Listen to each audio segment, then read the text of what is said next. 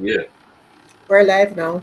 Good afternoon, everyone. Good afternoon. We are 5 minutes behind time because we are not the authors of technology. It manages us. We don't manage technology the way we want to all the time. And we want to talk about balancing visibility and privacy as a leader. And with me, of course, are my two co-hosts, Dr. Janice Brooks and Dr. Seaford Howell.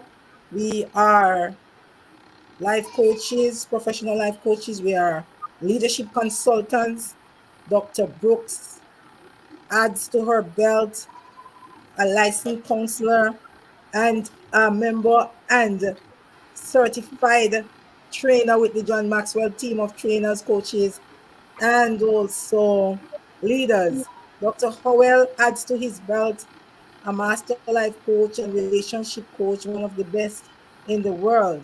And we have adding to my belt, I'm a certified life coach and Christian leadership coach. We are all motivational speakers and we are all trainers and we all do our separate practice while we collaborate to become a cohesive unit in the area of training at all different levels of inclusiveness and diversity, of relationships, of temperaments, the personality traits and types, and of harnessing your superpower to magnify your purpose. Today, we want to explore the delicate balance between that career professionals and leaders face while trying to maintain their transparent, while trying to be transparent and maintain confidentiality and privacy. We want to explore some of the ethical considerations. We want to also look at the challenges and the beliefs that govern our professionalism while we strive to be visible and yet maintain a certain decorum of privacy. And we also want to present strategies and tips that can help you to strike the balance between professionalism and remaining private. We want to start the discussion by defining our terms and so on. And so for now, we want to hear from our erudite panelists what is meant by leadership visibility. We're going to start with you, Dr. Howell, although it's ladies before gentlemen, but today, because you're the thorn among the roses, I'll just start with you. Yes. Good evening, everyone. Good afternoon, everyone. This is a very interesting topic because there have been a lot of news-related media when it comes to celebrities and leaders and leadership being into the media, being put on blast and being exposed for not being or not having integrity. And so, one of the most difficult things that a leader can do is to try and maintain that delicate balance between privacy and visibility. So, if you work for Apple and you're the president or CEO of Apple, there's a certain level of visibility that you have. If you look at Elon Musk and his SpaceX program, there's a certain level of visibility that he needs to have. If you look at Jeff Bezos, there's a certain level of visibility that he has to have. But how much is too much? When is it too much information being thrown to the public? And so, as a leader, you cannot always get something for nothing. With more power comes more visibility, comes more scrutiny. And so, if you look at the presidential candidates before any of them became presidents, there was a deep dive into their backgrounds because people felt like they needed to know who they were voting for. And in some cases, people said, "Hey, you're going too far. How much do you need to know about my family? How much do you need to know about me? Or I'm the one that you are voting for, leave my family out of it." Or in the case of Bill Clinton, he said, "What I did does not affect my ability to run this country on a fair and legitimate stage." And so, how much is too much? That is a question that we need to answer because if you are in the limelight, there's going to be a lot of scrutiny. and the type of profession, the type of leader, the type of role model you are will determine the type of exposure that you're going to have. But if you step into that role, you should already have your boundaries defined. But just know that your boundaries and the boundaries of the media may not be the same. And so you have to come to some level of agreement so that you and everyone involved feels like they're getting the best deal possible. Good. So you're saying that a leader must be able to strike that crucial balance between visibility and privacy. And visibility means, and that's what I took from what you're saying, how much do you need to know? You must ask the question, how much do you need to know? Very, very interesting point on leadership visibility right there. Because there are different shades of us according to research and psychologists and scientists and social learning specialists, that there are the sides that we present to people, the sides that we present to our family, the sides that we present at work, and the side that is really ourselves. And so you're saying, as we intersect all of those, the question must be for visibility. How much do you need to know? And we must strike that balance so that we can maintain our privacy and protect our family and our image. Very good points, Dr. Brooks. Let's hear from you if you agree or disagree and how you will expand what he's saying. Thank you so much, Dr. Marcia. I want to welcome all our listeners and our viewers. We're actually live on three medias. We are actually on LinkedIn, Facebook, and on YouTube right now. So we want to welcome everyone who is listening in today. Dr. Marcia, this is such a crucial topic because when we think about leadership, we think about influence. And leadership is really influencing others to do their best, and not just their best, their very best, so that they can become their greater self. And so as a leader, it is always crucial to find that right balance between visibility and privacy. And I say this because um, there has to be a balance in everything that we do. And so professional visibility, as you asked the question, in its simplest terms, I want to say it is being noticed by others. It is being valued and acknowledged by others. And it can also mean being validated by others. But I want to express a little bit more about the validation aspect of it, because while professional visibility is good and great, as Dr. Howell spoke about it earlier, it should not be to the point where leaders seek to be in the public eye because they need to be validated. We, first of all, as leaders, need to know how important, let me say, this is to first self-validate, to, in other words, to know who we are and what we are called to do, what we are here to give, the value that we carry. And we also need to God validate, let me say that, because we also need to know that it's not about moving about and having people see us, or we're in the limelight. We also have to know that we're fearfully and wonderfully made, and everything that we do, we should do it as unto Christ. Whether we work in the virtual space or whether we are out there in front of people, we have to know what we carry. And so visibility is great, but we also have to be able to balance that visibility with privacy.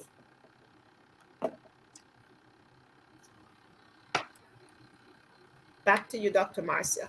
Yes, very much so. I am having some technical difficulties as it relates to my mouse and so on. But I want to agree that visibility means that you must be confident enough in yourself so that whatever you show is authentic enough because you know yourself and you're able to display those traits that are embedded in you unapologetically. And so that is what I get from what you're saying. I feel that when we talk about leadership visibility, I am agreeing with you that it is a high level of being noticed and seen, because I believe that once you're a leader, you're already out front.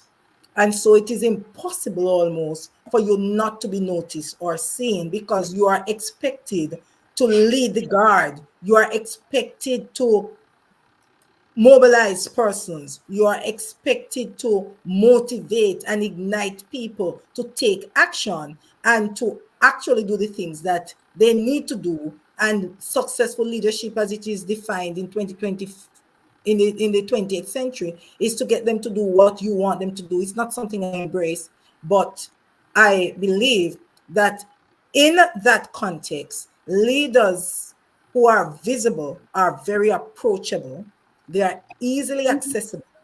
They are respectful. They foster trust and collaboration, and do not promote competition that makes persons alienate each other. So this visible leader, while being and accepting diversity, is very inclusive because of the approachability, because of the rewarding persons who do their best, because of the ability to have persons share their challenges and be vulnerable, and allowing persons to be themselves while being authentic and vulnerable, him or herself, is a crucial aspect of leadership visibility. A leader that is very visible is also empathic and is an active listener in my book.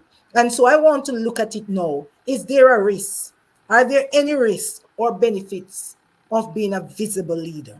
Are there any risks or benefits for being a visible leader in all the context of this discussion, in the area of the fact that whether we want to be seen or not, we are seen, and in the area where we who understand our visibility try to be approachable, accessible, and try to include persons and be empathetic and so on, and those trying to be heard and so on. Are there any risks or benefits to that, Dr. Brooks?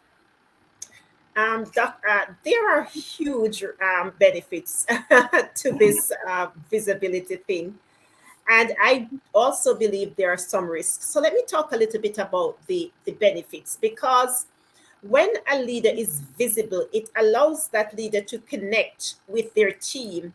It allows them to connect with their customers, their clients, and it allows them to connect with visitors who come into their business as well. It allows them to build trust, and it shows transparency, that they are not just sitting behind a desk, a corner desk, a desk in a corner room or somewhere there. They are out front and out there. Visibility also allows them to lead from the four positions.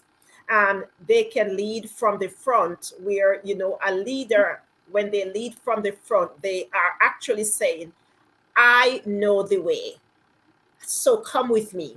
So they are leading from out front. It allows them to lead from the center. It's literally saying, we are all in this together. So I'm in here, you stay right here with me.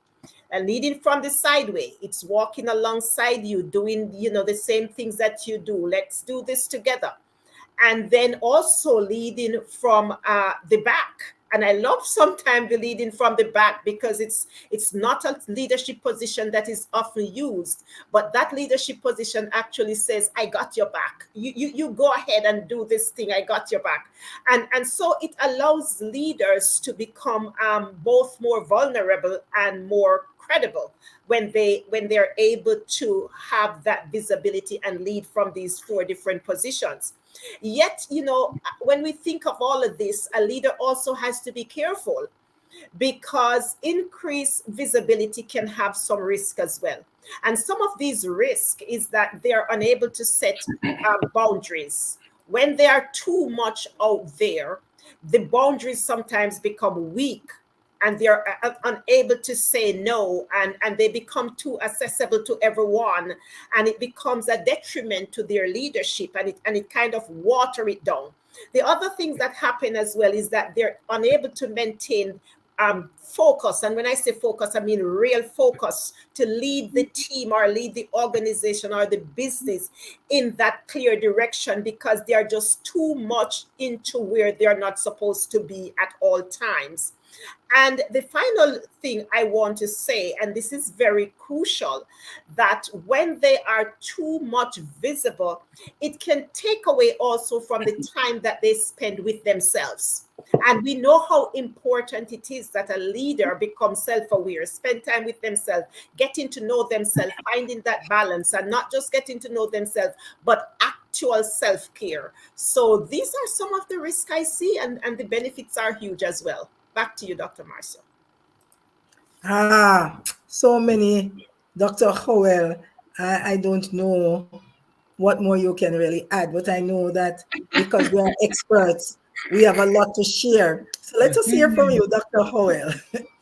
Well, I'm gonna start with a story. You know me, I'm always bringing the story. So I was listening to Steve Harvey one day, and he was talking about an interesting lunch or dinner experience he had with another celebrity.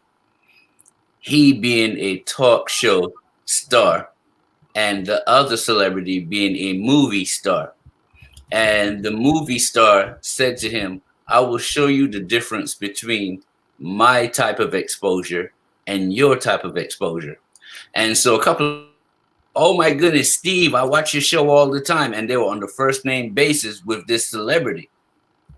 They were being very familiar with him because they saw him every day on the TV.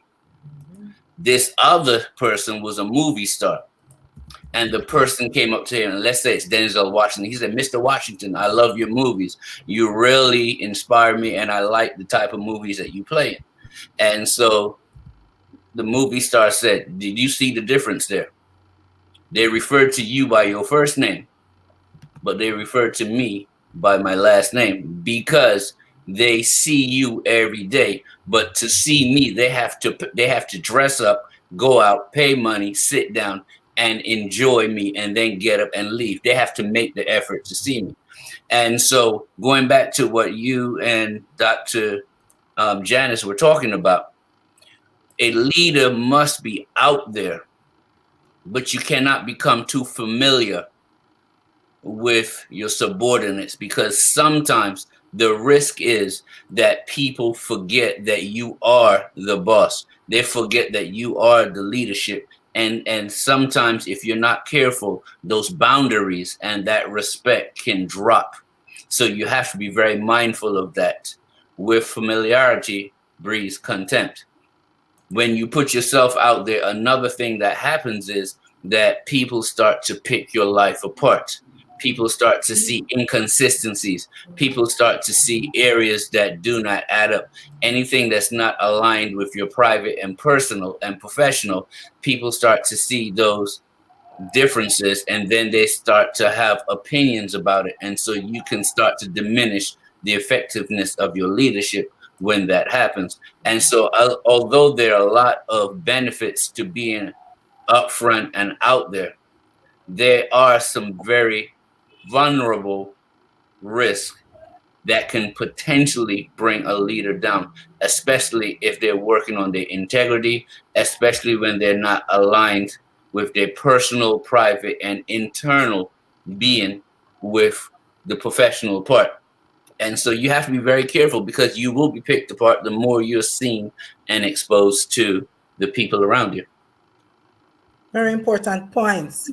You're picked apart. That's a very high risk.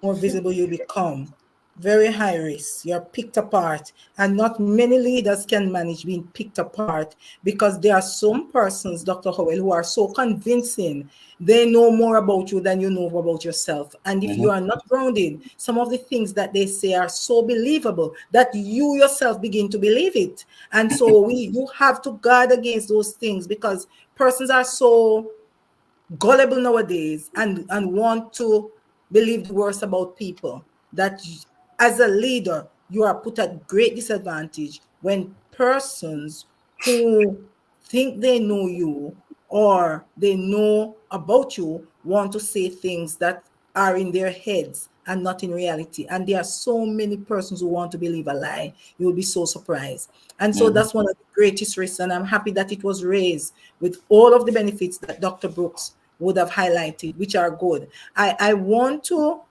put into the mix as a Christian leadership coach and consultant, and as a leader myself, that a leader being visible can put you at odds with both your superiors and your subordinate. There are persons who are superior to you who, because you're visible and you show up at work and do quality work, feel threatened and go out of their way to smother you because they feel that you are a threat to them because you know their roles. Instead of seeing you as a complement to make their work easier, they begin to subtle bully you out of your position because they feel that they will be questioned because you know your job and because you show up and demand that they do quality work as well as you doing quality work.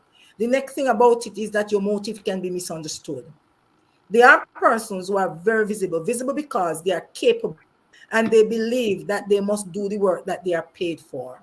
And they do it very willingly. And there are some persons who love their jobs, so they go beyond the call of duty to get the task done. And these persons are the motives of these persons are often misunderstood. Again, because some persons alongside you or below you would feel that you are doing it to be promoted and that you are thinking that you are more capable than they are. It can build resentment. It can make your workplace very toxic and very hostile.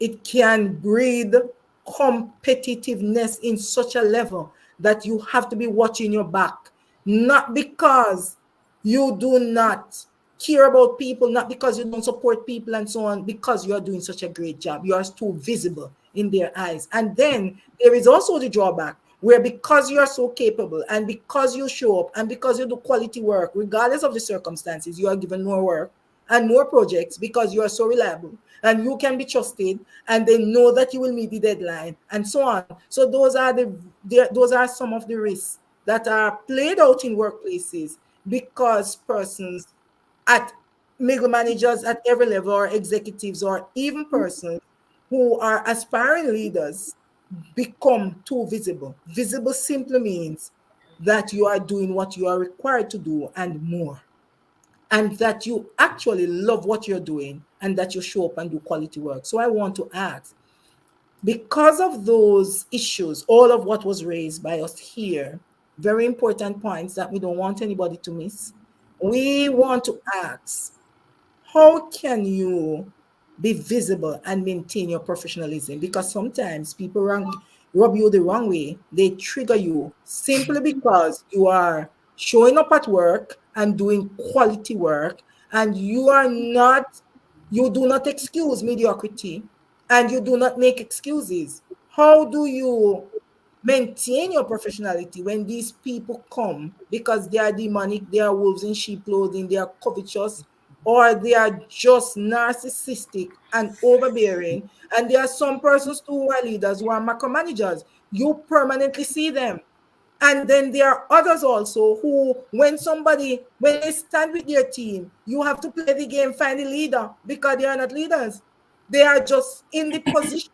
But if you are to look at their leadership, they are really not leading. And so you have to be finding the leader at all times. You don't know who is the leader, and the leader himself or herself doesn't know who is the leader because they delegate all their chores and responsibilities to others. So how do you maintain your professionalism while being visible, so that your team can remain engaged and participate, and we can eliminate disgruntlement or disengagement in the workplace? Well, Dr. Brooks, I think I was. Dr. Marcia, you Dr. Brooks was the last person, so go ahead, Dr. Howell. You are the first. No, the first shall be last, and the last shall be first. oh, thank you. Well, I want to talk about some laws. One of the first laws is the law of accountability. If you hold yourself accountable and everyone else accountable around you, then what you will do is promote your value or increase your value, which brings me to the second law, the law of value.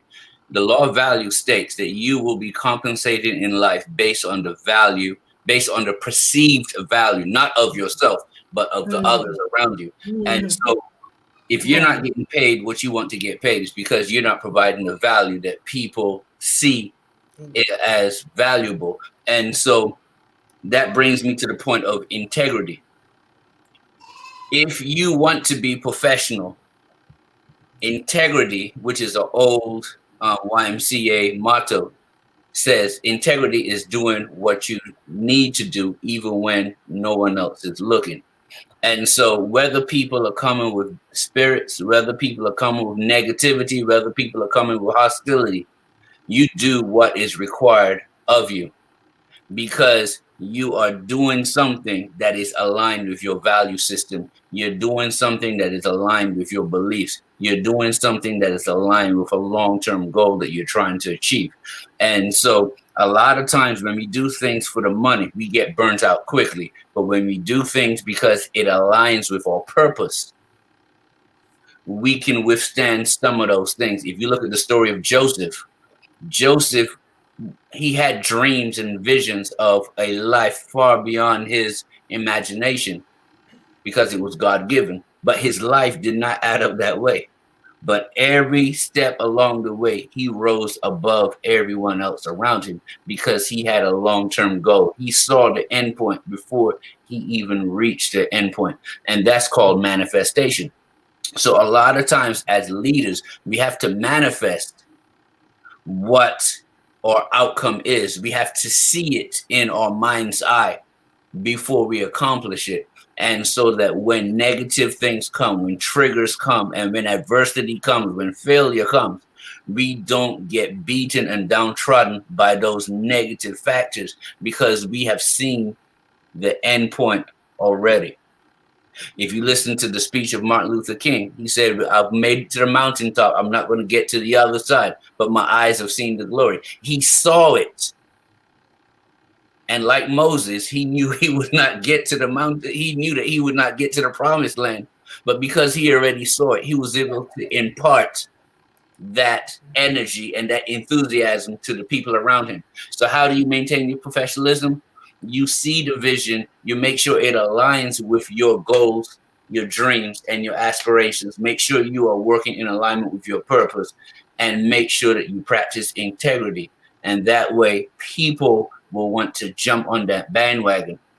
And like Jim Collins said, if you get the right people on your bus or in your team, you will be able to go where you need to go. And eventually the people on that bus who do not belong there will be so uncomfortable. They'll be jumping through the window to try and get out of that situation.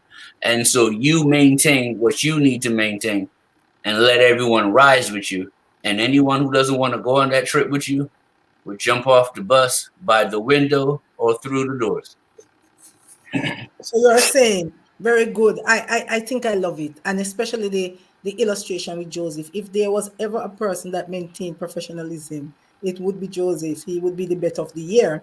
And so you are saying to maintain this professionalism, we must visualize it, we must manifest it, and we must maintain it. Do not allow anyone to distract you from your goal. So anything that would be distracting you from your goal will hinder your manifestation and will hinder your seeing, your visualization, and so will stunt you and will turn you off your aim and your goal to achieve your purpose. That is powerful. And when seen in that light, there is nobody that really would fluster you because you know your purpose, and you're not going to allow anybody to distort or distract you from your purpose. So when they come with their conniving self, their cunning behavior, you see right through them and you maintain your dignity and your integrity. You do not respond to them the way they would expect you to, and you respond to them the way you visualize that you want to go. And so that will maintain your integrity. So if they deserve to be whipped, you can in fact show them some mercy. You can draw the line and you can create the right boundaries that will keep them restrained in how they relate to you and how they trigger you. Excellent points. Yes, Dr. Brooks, I am hearing you already because I'm visualizing it. I am here laughing because I did not think I do not think after you have laid down those words, and Dr. Howell has come back and he has gone through the spiritual, the metaphysical, the professional, and the personal. I don't know what else I'm going to say, but I'm going to say that it's, when I think about the word professional, I'm going to say that, there was a time when professional was a word. And in our day and age, professionalism, has become so relative. But nonetheless, I want to say that being able to maintain that level of professionalism while being visible is really setting an example for others to follow. Dr. Howell talked about the integrity. I want to say it's achieving and demonstrating that high level of integrity, that high level of honesty, and respect in all our interactions. And when I say in all our interactions, I want to specifically look at the communication aspect of things. We have to communicate effectively and transparently in order to maintain that level of professionalism. Sometimes, especially in the workplace, there are too many gray areas.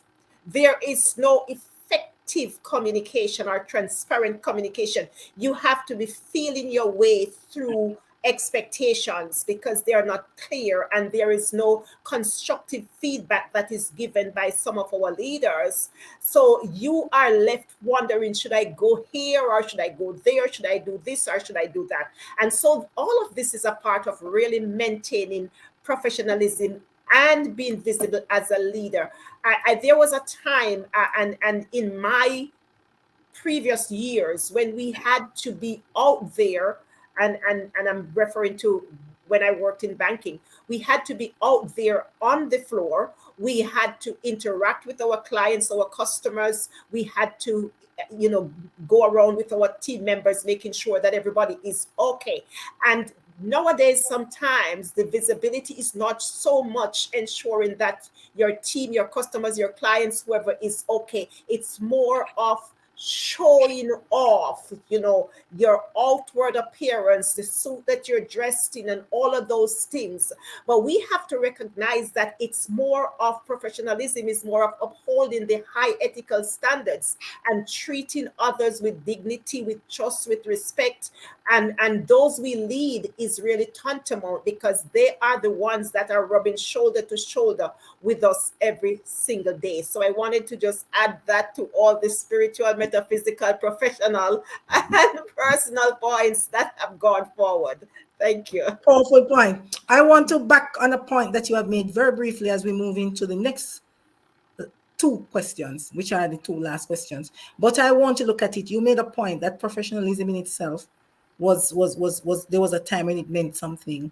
And I want to say, in my previous years, I also want to say that there was a time when professionalism was not separated from personality. You were professionally was who you are as a person. So persons as professionals were very honest, were very upfront, were very sincere and genuine with people, were always punctual and always did their best. No, professionalism is based on so many value-added VAMS theory, Dr. Howell, that if they can't see the value, then there's no way to be professional. There was once upon a time when there are certain things that could not be worn to work. And I have lived to see where every single organization has to be putting up a dress code, whether it's local or international, where they are saying certain things you really can't wear because it's really not designed to be worn the way you are wearing it, no matter how creative and innovative you are, and no matter your contours and your detours, and no matter your specs, it just can't be. And so I am saying, Dr. Brooks, I am highlighting the point you're making, that to maintain professionalism, you must know yourself. You must value yourself, regardless, because some organizations are more liberal than others and give you certain things, but you must value yourself and you must lead by example. You must maintain your calm and your composure. And so for that reason, to maintain your professionalism, you must know what triggers you, and you must know how others trigger you so you can minimize these triggers and keep your sanity while crushing it. And the reality is also that you must, if we are going to talk about the personal accountability and integrity that the two of you have raised so strongly and that I also embrace, then we must also be very much, our core values must very much be, have as a foundation fair play and justice, because that in itself is what will make you remain objective and keep your professionalism intact even when you are rocked to your very foundations. Sometimes your professionalism does not mean that you cannot confront or you will not have confrontations or controversy. The problem is it is not the wand, it is the wizard. So those things will come to you, but you, if you are paying attention to facts and logics, will make decisions, even the tough ones, and know that the consequences, when you look at yourself in the mirror, you can live with them, and others, even if they receive those consequences, will say, I don't like it, but it is fair. It's very fair. So, does your organizational culture impact your visibility in any way? Does it dictate how visible you are or how transparent you are? Does our organizational culture reflect on your visibility as a leader in those ways? And if so, how? Dr. Brooks. Thank you so much, Dr. Marcia. I want to take a minute just to recognize our viewers, persons who are joining us today for this Lunch and Learn. We are elevating life and leadership. It's a podcast that is posted on YouTube each week, and we come live on 3 avenues: LinkedIn, Facebook, and YouTube. We've been doing this for the past year. And so we thank you so much for joining us today.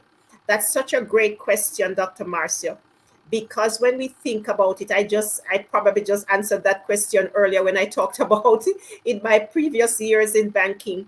The organization culture had somewhat dictated how we show up in that area, how we become transparent to our clients, to our customers, and to our team members. We were not we were not we were not told then, or we were not encouraged to sit around the desk as managers and leaders for 8 hours of the day or 9 hours of the day. We were encouraged to go out. As a matter of fact, it was part of our duty to go out into the banking hall, even into the community, and to really get to understand our clients, be out there with them, talk with them, develop these valuable connections, and build trust. So I say yes, and to some extent, I believe it is good when the organization culture dictates this. On the other hand, it may not be so good, because sometimes when the organization culture dictates it, it can now become, and I said this and I'm saying it again, more of a show than of honest and transparent means of being visible and helping your clients. It also can be a detriment to our mental health, to our family, and to our overall well-being when it is dictated. I believe that every leader, because leadership is about people and not so much about yourself. That is why you're called a leader. You are called to go before, behind, beside, in the middle of, and influence other people, build them up, lead them, and allow them to come up higher. And so, as we have talked already, we have to remember that everything in life requires a balance. And if there is no balance, then there is going to be a detriment. Back to you, Dr. Marcia. The powerful point I want to be taken away from that is that organizational culture can drive you to be so visible. It's really not for productivity, but more for show and presence. So there are a lot of organizations who pay you to be at work, but they really are not concerned about productivity because they feel that if you sit around a desk for hours, you are really productive and it really doesn't equal it, but you you understand that their mindset is a little different from yours. And there are some leaders who, as you say, have to be always out there micromanaging, checking in, following up, and so on. And those leaders in themselves really, if we're to imagine it, does not develop leaders. They really develop followers that are very dependent and who serve them out of the value that is added there because of what the fact that they are just the leaders. But if they were alternatives, they would not serve them. Add your voice to that for me, Dr. Howell, because that's a very important point that you have made, Dr. Brooks. Very, very important. Yeah, so while y'all were talking, I did a little Googling, and because I remember back in the day, about 10 years back, Google was one of the best places to be employed because they had the happiest workers. And it's not just because it was Google. I believe one of the main reasons why the employees were so happy is because you knew exactly what was required of you. It was easy for the leader to tell you what you need to do, and then you will go and get it done. But in recent years, I don't know if this will surprise you guys and or listeners, the happiest job in the United States as of the end of 2023, construction workers had the highest amount of happiness in any other career, followed by the tech industry, then finance, nonprofit, restaurants, then travel and hospitality. And one of the reasons when I use my creativity, when I'm looking at this, these are careers where the leader knows exactly what to tell you to do, and then it's up to you to go get it done. So in construction, if you're gonna build a wall, you got to build it right or you're gonna build it wrong. There's no way to maneuver what is required of you. Technology, hey, we need to build this app and we need it done by this amount of features. And so the leader can tell you what is expected, and then you go get it done. And if you don't step up to the plate, we can remove you and replace you easily. Finance, hey, we need to make this amount of profits, and if you don't make these profits, we're gonna have a conversation. And so with leadership, there's a certain level of transparency, but there's a certain level of understanding that the leader needs to be able to have and to communicate. As we said before, there are going to be things that are expected of the leader. There are going to be things that he or she cannot get away from. And in this day and age where anyone can get on a computer and look up a leader, look up a person, and see what their skeletons are, and then put them on blast and let everyone know. So, for example, I was watching this on YouTube, and this lady was saying, hey, I had a problem with this company, and they were not going to give me service. So I told them I was going to get on my platform, and I was going to give them a bad review. And so they changed their whole way of doing things. And so does the culture of the organization dictate the transparency? I would say yes, but not as much as the culture of the country. Because in China, they limit what you can be exposed to technology-wise. So the leaders have a little bit more wiggle room as to what they can get away with. In America's freedom of speech, freedom of press, freedom of this and that and the other, you can say whatever you want about the leaders. And unless it's defamation, they just got to deal with it. And so now, even in the case of the attorney who's dealing with Trump right now, there's some things that came up in her situation that she never thought was going to come out. And so now, even in that situation where everyone said, oh, we got him, now stuff is starting to unravel because people are digging deeper into technology and realizing that the people up in front trying to throw mud at people also have their own shade of mud that they have to deal with. And that's the problem that you end up with technology and with transparency. Everyone has skeletons. So who has the worst skeletons? And if you have skeletons worse than the people that you are trying to lead based on transparency, and lack of integrity, you're going to have major issues. And so it's not just the company that determines the level of transparency. It is the technology available, the resources available to the people around you that can bring you down equally as fast as the company. So how there are two things I'm taking from what you're saying. There are some companies that how they see visibility and transparency is that they force you to learn to swim on land, which is almost impossible. And then there are some who know that you cannot swim on land, so they put you out into the water. So they give you the apps, they give you the foundation, they give you those things, and they expect that you would use your creativity and your innovation to create what they really want, and they reward you when you do that. And then there are companies that are really dependent on technology to a very high extent, especially in the AI age. And that can be very fuzzy for us, and it can also be very troublesome. And in your words, Dr. Howell, can be very muddy if you are not careful. So you have to be careful how you actually use it. And then I want to add that there are some cultures that are your visibility is that you appear only when there is a crisis. So they feel that as a leader, you are way above there. And so there are certain menial things in their mind and certain issues that you are not to be dealing with. And there are the persons at the bottom are the ones who take the blunt from you. And so there is a saying that if you cannot get to the king, you kill the messenger. And so that is the principle of these organizations, that the messenger must take the bullet, and you are to be preserved at all times. So you are never to be visible unless there is a crisis.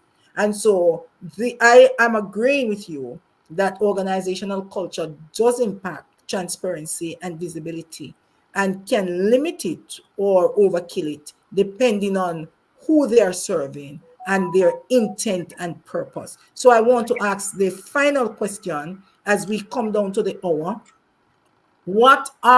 If there are any boundaries that we can create to maintain, what are these boundaries that we should create then to maintain our privacy so that things don't get very muddy?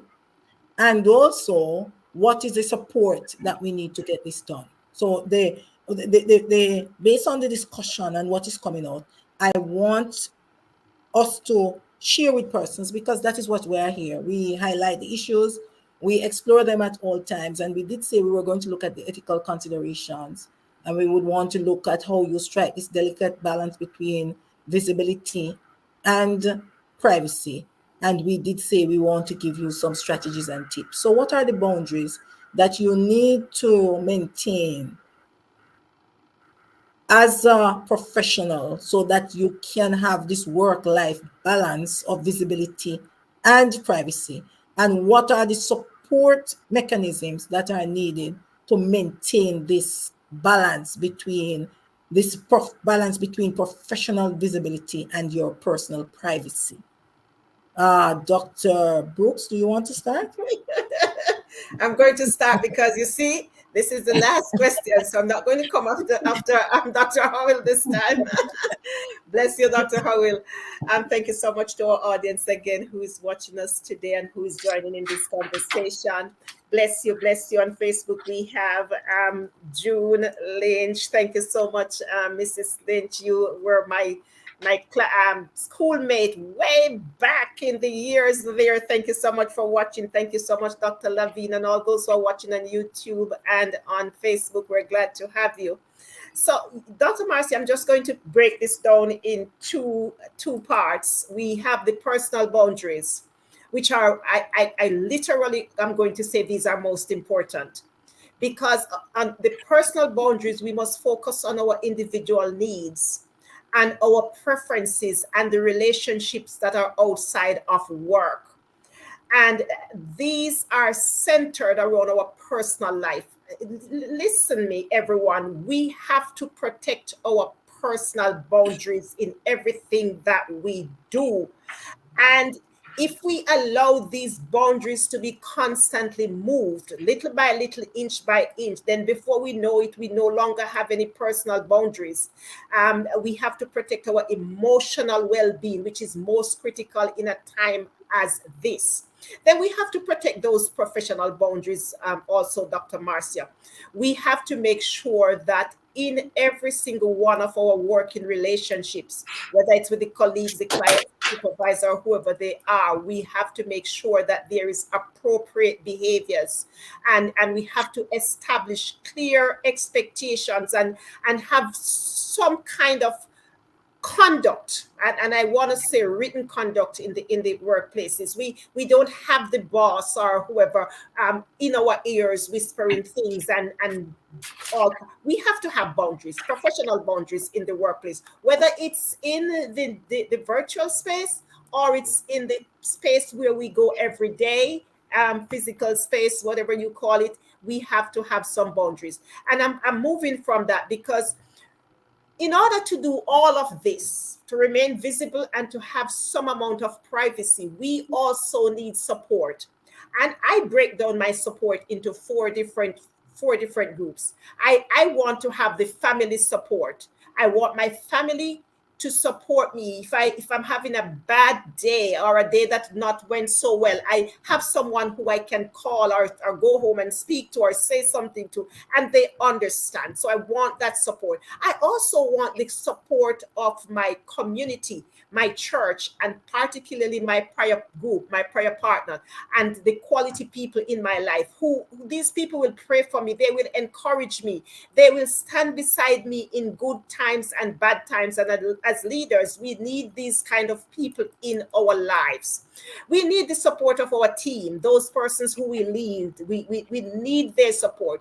We need them to know that we value them, and vice versa. We need to have that mutual contribution between us. We need to have that well-being and that growth that resonates on either side.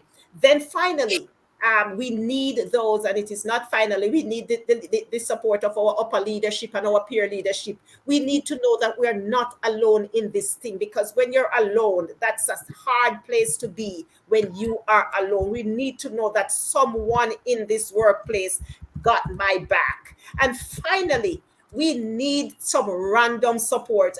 You ever see people just walk up to you and they just give you a word of encouragement? Sometimes you've had a challenging day and somebody out of the blue just send you a text message or say, I am here for you, I'm praying for you, I got you, I'm rooting for you. We need this kind of support. We need random support. Leadership sometimes can be a lonely place, and so we need all of this support, Dr. Marcia. And I rest my case right here, because I believe sometimes some of these random strangers who encourage us are angels sent from God to really lift our spirits. All right. So, Dr. Howell, we are 2 minutes to the wire. I don't know how you're going to do it, but we are going to have to do it and wrap up. Okay, I'll talk quickly. One of the things that leaders have to be mindful of is the fact that they're human. Because you're human, you only have so many hours in the day. Research has shown that if you go past 60 hours of working a week, your quality starts to diminish. And so you do yourself a disjustice. And so a lot of times we talk about, I put in 70 and 80-hour weeks, but how effective and efficient are you? So you have to have boundaries with your time. You need to make sure you have boundaries. There's a rule called the 8-8-8 method, which is 8 hours work, 8 hours sleeping, and 8 hours family, recreation, and self-development. And so anytime you go outside of that, you are violating your ability to be efficient. And what I want to also talk about, if you look at the presidency, that is one of the most stressful jobs that you can ever see. If you look at Abraham Lincoln before his presidency and then after his presidency, you look at Barack Obama before his presidency and after his presidency, you look at Joe Biden when he was running, and then you can't even see Joe Biden now. And so at the end of the day, that is a job that there's no 9 to 5. it is 24 hours a day. But there's certain things that they have to do to make sure that they get some privacy time and they get some family time or private time. But they don't get the same amount as everyone else because of the magnitude of that job, the stress level that comes with that job.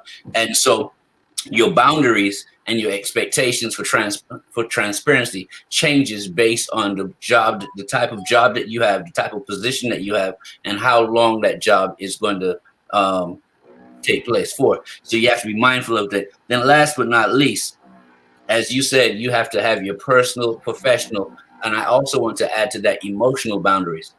Yeah. Because there are times that people will stretch you beyond. Well, let me just ask you one last thing. Well, let me just ask you one last favor. Let me just ask you one, and they stretch you to the point that you just snap. And they're like, well, I was just trying. No, it's always that one straw that breaks the camel's back. And a lot of times we need to understand that the more you go outside of that 888 rule, the more likely you are to have that last straw that breaks the camel's back and cause you to lash out, explode, and become less professional. And then people will see you in your transparency and use that against you. So you have to make sure that you're very mindful of your boundaries so that you can do what you need to do. And like Dr. Janice says, you put people around you, and I like to call it the HQP, the high quality people.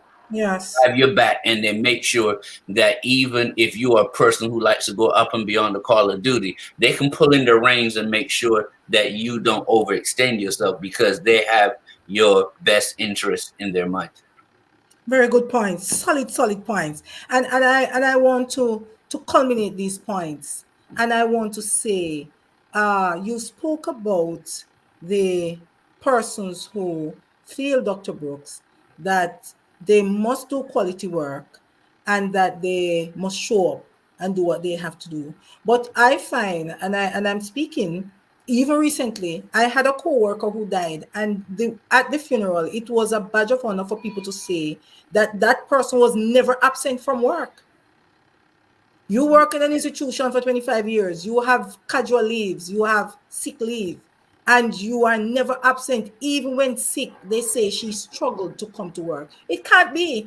We are dishonoring ourselves, Dr. Howell. That's what the point you're making on ourselves. When we feel that we must get a badge of honor to labor in vain, because God himself took time out to rest and to be with himself. There are several passages in the Bible that says he took a little rest. He went out on a little boat. He even went out there for 40 days to fast, and the devil went out there and interfered with him. The reality is, God does not dismiss rest. You don't sin if you rest. You don't sin if you care yourself. You don't sin if you nurture yourself mentally, physically, and emotionally. And one of the ways, and that is an important boundary that I think we are also to set, Dr. Howell, and I'm happy you raised it. Physical boundary is important. We must decide who we want to let in and who we want to keep out.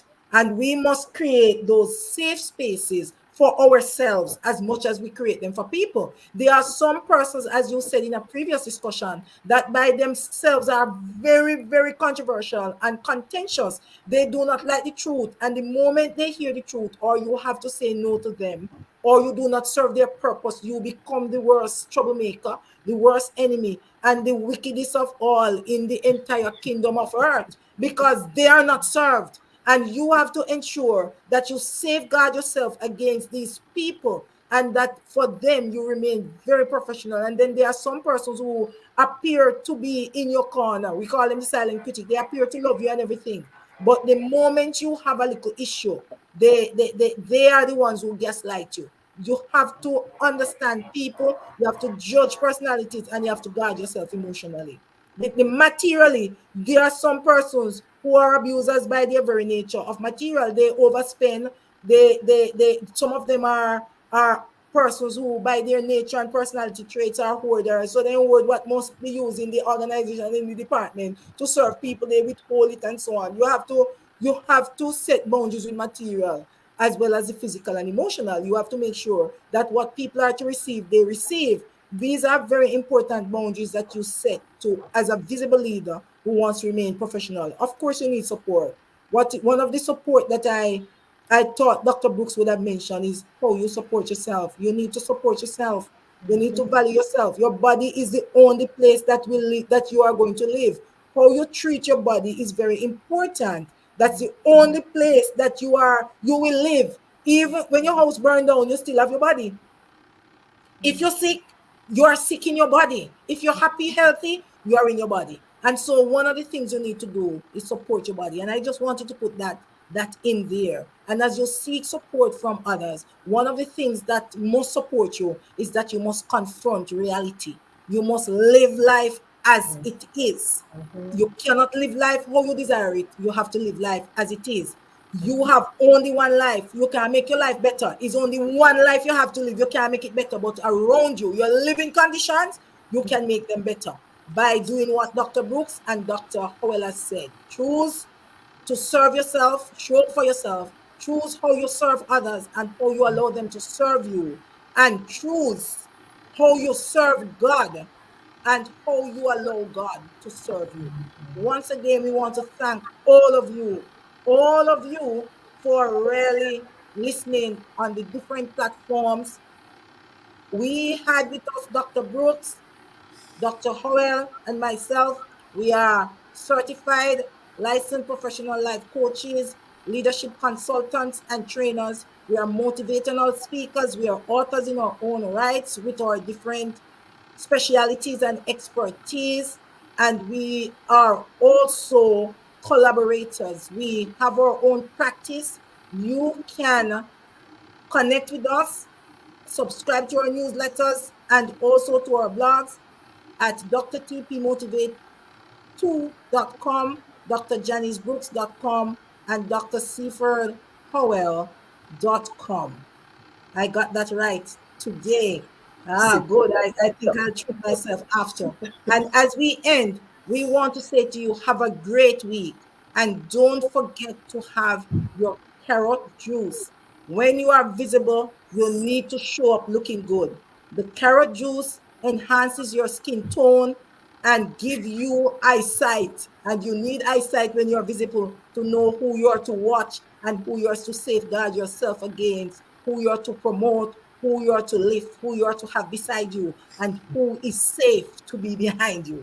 God be with you and have a great rest of the day. Thank Love you. it, Dr. Marcia. Love it. And I was going to say to you, you can even add a little bit of ginger and some cucumber to that carrot, and it's another juice again. And so it Beautiful, adds to beautiful. and there we have enhancement added to of the hair and the surface of the skin. Powerful. As we go out, have a great day, as we said before, and join us next week for another sizzling topic, authentically delivered, and you will get it nowhere else as raw and as perfect as this. Thank Bye, you so everyone. much, everyone. God bless you. Have a great weekend. Bye bye.